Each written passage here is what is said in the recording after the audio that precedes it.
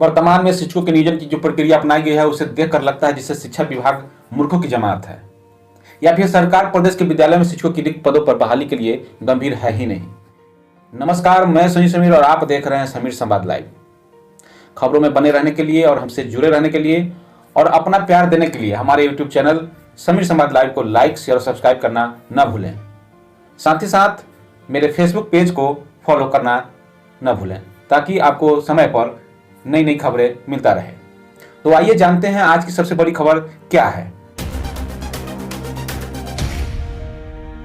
पिछले करीब 2 साल से प्रदेश में शिक्षक नियोजन की प्रक्रिया चल रही है। इस बीच मामला 2 बार अदालत भी जा चुका है, लेकिन अब तक नियोजन की प्रक्रिया संपन्न नहीं हो पाई है। प्रदेश के प्राथमिक से लेकर के उच्च विद्यालय तक में करीब 3 लाख शिक्षकों के पद रिक्त हैं, जिस वजह से प्रदेश में शिक्षा की हालत चौपट है। वर्तमान में शिक्षकों के नियोजन की जो प्रक्रिया अपनाई गई है उसे देखकर लगता है जैसे शिक्षा विभाग मूर्खों की जमात है, या फिर सरकार प्रदेश के विद्यालय में शिक्षकों के रिक्त पदों पर बहाली के लिए गंभीर दिख ही नहीं रही है। नियोजन प्रक्रिया के उचित दिशा निर्देश के अभाव में मामला 2 बार अदालत जा चुका है।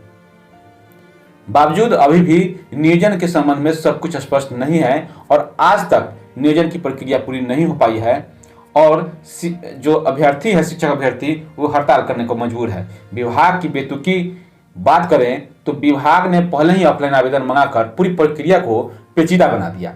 ऑफलाइन आवेदन करने की वजह से एक आवेदक ने 200, 300 जगहों पर आवेदन किया। कई ने तो उससे भी ज्यादा जगहों पर आवेदन किया। शिक्षा विभाग ने आवेदन के साथ 2 लिफाफे मांगे थे, लेकिन किसी भी आवेदक को नियोजन इकाई की ओर से कोई सूचना नहीं दी गई है। विभाग ने मेगा सूची का प्रकाशन कर उसे विभाग के पोर्टल पर डालने की बात कही है। अब समस्या ये हो रही है कि एक आवेदक को नगर, प्रखंड, पंचायत स्तर पर और जहां जहां उसने आवेदन किया है उस जगह पर मेगा सूची देखने के लिए जाना पड़ रहा है, दौड़ लगाना पड़ रहा है। कहीं की मेगा सूची 5 पन्ने की है तो कहीं की 7 पन्ने के, तो कहीं 25 पन्ने के और कहीं की उससे भी ज्यादा।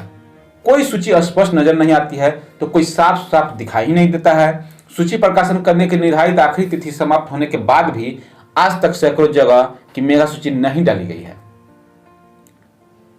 तो ये शिक्षा विभाग का एक हास्यास्पद मुद्दा बनता है कि उससे भी ताज्जुब की बात यह है कि एक ही आवेदक को किसी नियोजन इकाई में 64%, तो किसी नियोजन इकाई में 66%, तो किसी में 68% या 71% और कहीं कहीं 72% भी दिखाया गया है।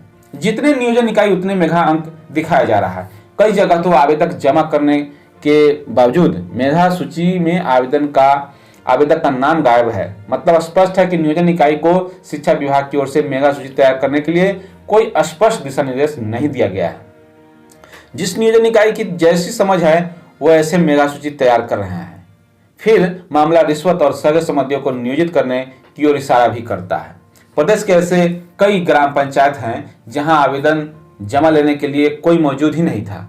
दूर दूर से अभ्यर्थी पहुंचे और वापस लौट जाते। उस केंद्र पर मात्र 2 से 4 फॉर्म ही जमा लिए गए। जो वहां मौजूद कर्मचारियों के निजी लोग थे उनके होंगे या फिर संभवतः जिन्होंने ले देकर मामला सेट किया है उनके आवेदन है। वहीं दूसरी और बात जब मेगा सूची की आती है तो मेगा सूची आवेदकों के प्राप्त अंकों के आधार पर तैयार की गई है।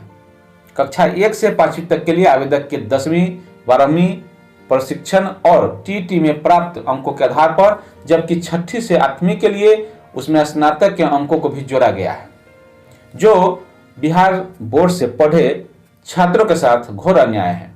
प्रदेश सरकार भी जानती है और शिक्षा विभाग में बैठे नीति निर्माताओं को भी इस बात की जानकारी है कि बोर्ड और केंद्रीय बोर्ड से पढ़े छात्रों के 10वीं और 12वीं कक्षा के अंकों में काफी फासला होता है।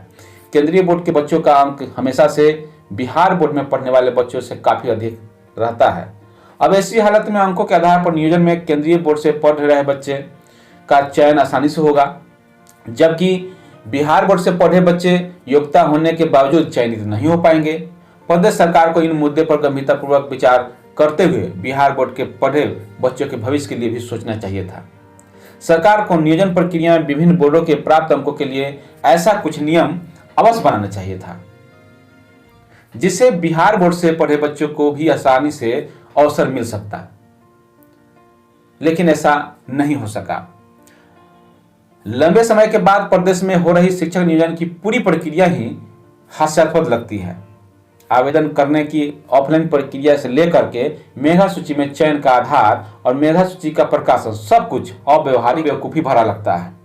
सरकार की मंशा ही साफ नहीं दिख रही है, क्योंकि अगर सरकार चाहती तो विभिन्न नियोजन इकाई होने के बावजूद भी सभी का जो आवेदन था उसे जिला स्तर पर मंगाया जाना चाहिए था और जिला के माध्यम से आवेदनों की छटनी करके उसे विभिन्न इकाइयों में भेजना चाहिए था, अथवा जिला स्तर पर ही इसकी बहाली की जानी चाहिए थी, जिससे यह प्रक्रिया सरल होती और जो अभ्यर्थी हैं उसे भी किसी भी तरह का दोहन नहीं होता, किसी भी तरह की परेशानी नहीं होती और एक ही मेधा सूची से अंदाजा मिल जाता कि हमारी बहाली कहाँ होगी और कैसे होगी। लेकिन सरकार की ये मंशा ही नहीं है कि वो बहाली करे। सरकार तो सिर्फ बताना चाहती है कि हम बहाली कर रहे हैं, लोगों में ये बातें फैलाना चाहती है कि हम बहुत सारा बहाली कर रहे हैं। लगभग 3 सालों से यही प्रक्रिया चल रही है, लेकिन बहाली नहीं हो पाती है। आपने देखा होगा 2011 में पास जो टीटी हुए थे उनकी बहाली होते होते 2018 तक बहाली हुई है और आप समझ सकते हैं कि लंबा ड्यूरेशन 7 साल तक ये बहाली प्रक्रिया चलता रहा। तो इस तरीके से ये प्रक्रिया लंबी हो जाती है, जिसका कारण है कि विभिन्न नियोजन इकाइयों को अधिकार दे दिया गया है। अगर इस चीज को सीधे तौर पर खत्म करते हुए जिला को देना चाहिए था, जिला स्तर पर अगर मेगा सूची बनता, जिला स्तर पर रोस्टर बनता तो आसानी होती। इस वजह से जो अभ्यर्थी हैं उनका दोहन भी नहीं होता और ससमय सारा कार्य पूरा भी कर लिया जाता। लेकिन सरकार की मंशा बिल्कुल ही साफ नहीं है। हम आम जनता को बताना चाहते हैं। आम जनता के बीच शिक्षा मंत्री बहुत सारा बयानबाजी करते हैं कि आउटपुट नहीं मिलता है, तो हम लोग जानना चाहते हैं कि सरकार का आउटपुट क्या है। सरकार ने जो आउटपुट दिया 71 सीट पर से घट करके सीधे 43 सीट पर आ गए और इन्हीं वजह से उनका सीट घटा। और ये जो सीट घटा है इसके वजह से शिक्षा मंत्री का बयान लगातार शिक्षकों के खिलाफ आ रहा है और विभिन्न मंचों से शिक्षकों के खिलाफ वो आवाज उठा रहे हैं, जबकि उन्हें पता होना चाहिए कि शिक्षक सबसे निचले पायदान पर होते हैं।